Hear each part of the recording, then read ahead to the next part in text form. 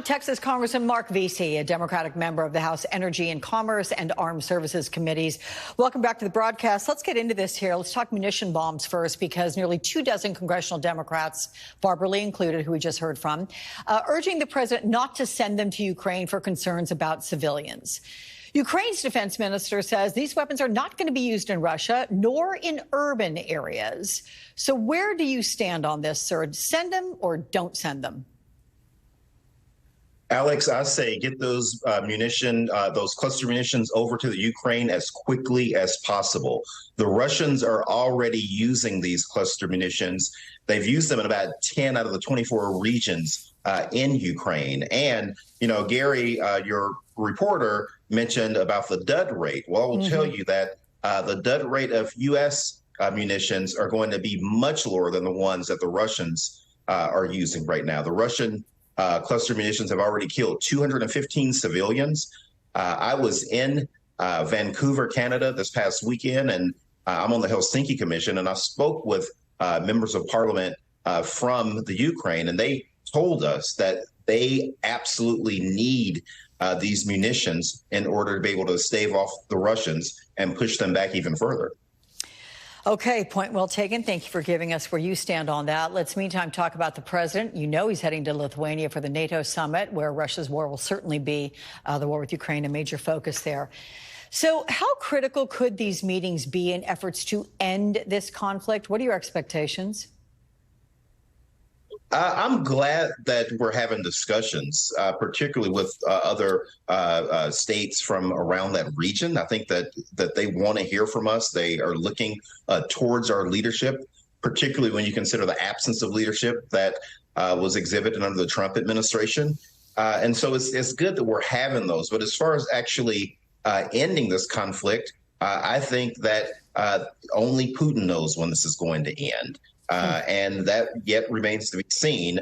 It's just important for us, particularly as members of Congress, that we continue to pay close attention and help the Ukrainians in any way that we can, because at the end of the day, I think that the Ukrainians being effective is what's going to ultimately make Putin decide that, hey, this is not worth it and he needs to move on. Yeah, speaking of Putin, we're just learning new today that Russian jets harassed American drones over Syria for 3 days in a row last week. The U.S. military says this latest incident lasted about 2 hours, and the U.S. drones were targeting an ISIS leader. How do you interpret these really dangerous behaviors, and how do you think the U.S. should respond to them? Oh, I think that Putin wants people to think that, hey, it's business as usual, that you know, I'm not feeling any stress over Ukraine. And so he wants to sort of be provocative in these sort of ways just to show a little bit of bravado. But it is very dangerous, particularly when you think about the fact that we were trying to use these drones, again, to target extremists in the Middle East. And so Putin needs to back down. I think that we need to be firm with him to let him know that this is unacceptable behavior, and that regardless of whatever he does, that we are still going to be 100% behind Ukraine in their efforts to get the Russians out of their country. Let me focus on a big issue here domestically, because this week the country faced several mass shootings, including one close to home for you there in Fort Worth, Texas, where you grew up. As President Biden calls on Congress and states to take action on gun violence, the vice president of policy at the Brady campaign says the views of suburban women are weighing on Republican lawmakers and that gun violence policy is a top issue for young voters. You think this shift could change the tide and bring Republicans to the table?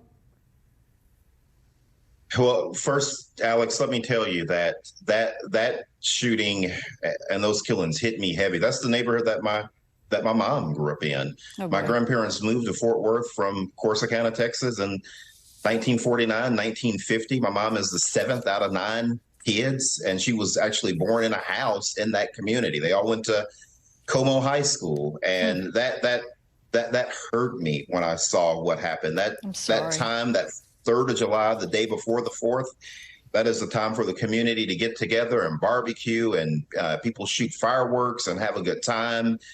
And it's unfortunate that happened.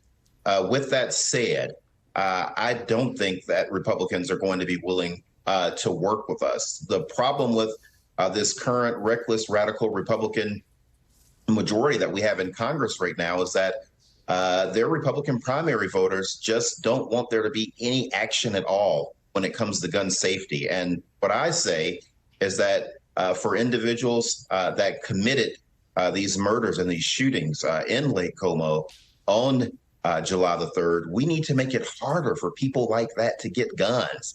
Why can't we do expanded background checks? Why can't we raise the age of buying an AR from 18 to 21? Why can't we do something about making private sales of guns much more safe? It just doesn't make any sense, Alex, but I don't think they're going to budge at all on this issue, and it's really unfortunate.